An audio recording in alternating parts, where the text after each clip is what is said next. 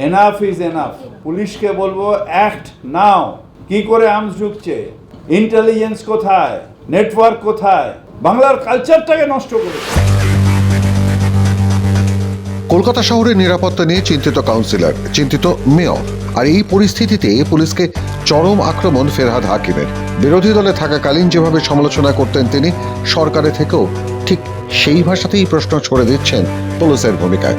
প্রশ্ন তুলছেন পুলিশের গোয়েন্দা ব্যর্থতা নিয়ে, যে ব্যর্থতা নিয়ে সোচ্চার হয়ে রাত জেগেছিল শহরবাসী।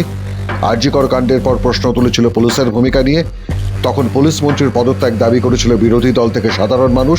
আর এবার কলকাতার মহানাগরিক পদে বসে সোচ্চার হলেন স্বয়ং ফেরহাদ হাকিম। তিনি আবার মমতা মন্ত্রিসভার গুরুত্বপূর্ণ সদস্যও বটে, কিন্তু পরিস্থিতি ঠিক করতে পারছেন না তারা। শুনুন কসবায় কাউন্সিলর সুশান্ত ঘোষকে খুনের চেষ্টা নিয়ে ঠিক কি বলেছেন মেয়র।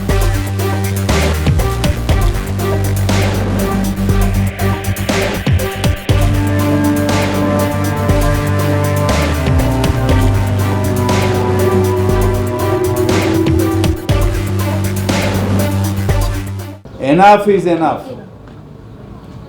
উত্তরপ্রদেশের কালচার, বিহারের কালচার,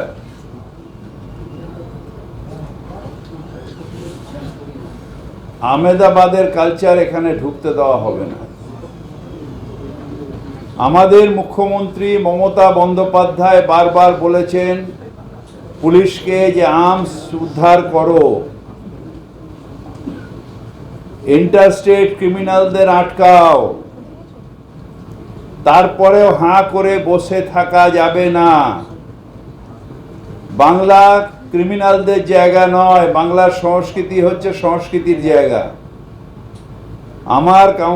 আমাদের কাউন্সিলরকে খুন করলে, যদি খুন হতো তাহলে তার পরিবারের একটা প্রাণ যেত, মানে তার পরিবারের ক্ষতিগ্রস্ত হতো, আমার দল ক্ষতিগ্রস্ত হতো। তাই পুলিশকে বলবো অ্যাক্ট নাও, অ্যাক্ট নাও। মুখ্যমন্ত্রী বলার পরে কেন আর্মস ঢুকছে, কি করে আর্মস ঢুকছে, ইন্টেলিজেন্স কোথায়, নেটওয়ার্ক কোথায়? গুলি হয়নি, ভগবানের কৃপা, লক হয়ে গেছিল, 9mm চালাতে পারেনি। গুলি হলে আজকের সুশান্ত ঘোষকে আমরা ছবি মালা দিতাম, ব্যাস সব শেষ হয়ে যেত। আমি যাচ্ছি একটু বাদে ওর বাড়িতে। সকালে আমার সাথে কথা হয়, রাত্রিবেলা টেনশন রয়েছে। ওর পরিবারের পাশে আমরা সবাই আছি, পুরো পরিবারের পাশে আছি। এবং পুলিশকে খুঁজে বার করতে হবে উদ্দেশ্য কি, কারা করেছে। কারণ অ্যারেস্ট হয়েছে যখন, তাকে খুঁজে বার, তার সোর্স খুঁজে বার করাটা খুব দূরে না। এবং প্রত্যেকটা অ্যারেস্ট আমি দেখছি যে বাইরের স্টেটের ক্রিমিনাল এখানে অ্যারেস্ট হচ্ছে। প্রত্যেকটা অ্যারেস্ট, প্রত্যেকটা। আমি এতেও দেখলাম, ওই ব্যারাকপুরেও তাই দেখলাম, বাইরের ক্রিমিনাল, এখানে বাইরের না। ওয়াই এত বাইরের ক্রিমিনাল আসছে কি করে? Where is the network? বারবার মুখ্যমন্ত্রী বলছেন নাকি মুঙ্গের থেকে আমসা। যারা মুঙ্গের থেকে আমসা আন ধরার জায়গা করো। যদি জল জমে, আমাকে তো জল জমার ব্যবস্থা করতে হবে। জল না থাকলে আমায় ব্যবস্থা করতে হবে। সেরকম তোমাকেও তো যখন বাইরের থেকে আর্মস আসে, সে আর্মসটা না আসে তো তোমায় ব্যবস্থা করতে হবে। তোমাকে তো আমি গিয়ে জিজ্ঞেস করবো না যে জল জমাটা কি করে বন্ধ করলাম, তা তুমিও করো।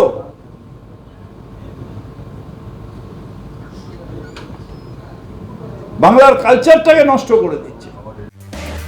তার এই মন্তব্যে স্বাভাবিকভাবেই চরম প্রতিক্রিয়া জানিয়েছে বিজেপি রাজ্য সভাপতি সুকান্ত মজুমদারের মতে আর এক মুহূর্ত নিজের পদে থাকা উচিত নয় রাজ্যের মুখ্যমন্ত্রীর। কারণ পুলিশ মন্ত্রী হিসেবে ব্যর্থতার দায় স্বীকার করে তার সরে যাওয়া উচিত। মেয়রের মন্তব্যে আরও বিবেক দংশন হওয়া উচিত মমতা বন্দ্যোপাধ্যায়ের। এই যে সুশান্ত ঘোষের ওপর আক্রমণ হলো, যে ধৃত গুলজার বলছেন যে আমার 2000 স্কোয়ার ফিট জমি ও হাতেই নিয়েছিল, ও নিজেই গুন্ডা সুশান্ত ঘোষ, কি বলবেন? দেখুন, তৃণমূল কংগ্রেসে এখন মুসুল পর্ব তৈরি শুরু হয়েছে। প্রত্যেকে তোলাবাজিতে যুক্ত, কাউন্সিলর থেকে শুরু করে মন্ত্রী, পাড়ার নেতা, ছোট নেতা, পুটি নেতা, কোনো নেতা বাদ নেই। যে যার মতো করে রাজ্যটাকে লুটছে। গোটা রাজ্যটা একটা শপিং মলে পরিণত হয়েছে, যেখানে যা পাচ্ছে বিক্রি করে দিচ্ছে। আমরা যে আগে টিভিতে অ্যাডভার্টাইজমেন্ট দেখতাম, এই দোকানের ওই শাড়ি ভালো, পুরোটাই মল, একটাতেই পাওয়া যায়। যে পশ্চিমবঙ্গকে তৃণমূল কংগ্রেস এখন মলে পরিণত করেছে। যেখানে পাচ্ছে কয়লা সেখানে কয়লা বেচছে সে, যেখানে জমি পাচ্ছে সে বেচছে। এই কাউন্সিলরের বিরুদ্ধে অভিযোগ হচ্ছে এ সরকারি জমি দলিল বানিয়ে বিক্রি করে দেয়। এই ধরনের চোর আমরা খুব কমই দেখেছি।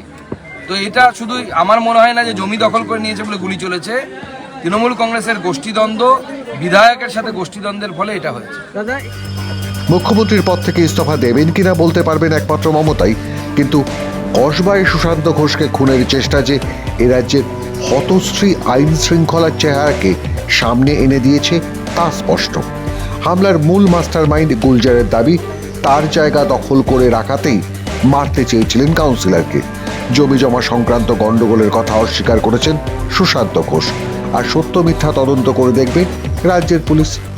কিন্তু তৃণমূলের বিরুদ্ধে কাটমানি এবং তোলাবাজির যে অভিযোগ দীর্ঘদিন ধরে চলে আসছে, তার মর্মান্তিক পরিণতি কি ফুটে ওঠেনি কসবায়? আর এই পরিস্থিতি তো একদিনে তৈরি হয়নি।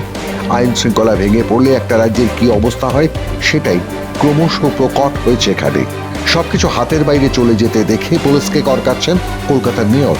কিন্তু এই সমালোচনা কি এড়াতে পারেন রাজ্যের পুলিশ মন্ত্রী? এই এনাফ ইজ এনাফ কি তার গায়ে লাগা উচিত নয়? লজ্জা থেকেই তো পুলিশ মন্ত্রী পদে তার ইস্তফা দেওয়া উচিত। কি বলেন আপনারা? লিখে জানান আমাদের। মাধ্যম ব্যুরো রিপোর্ট।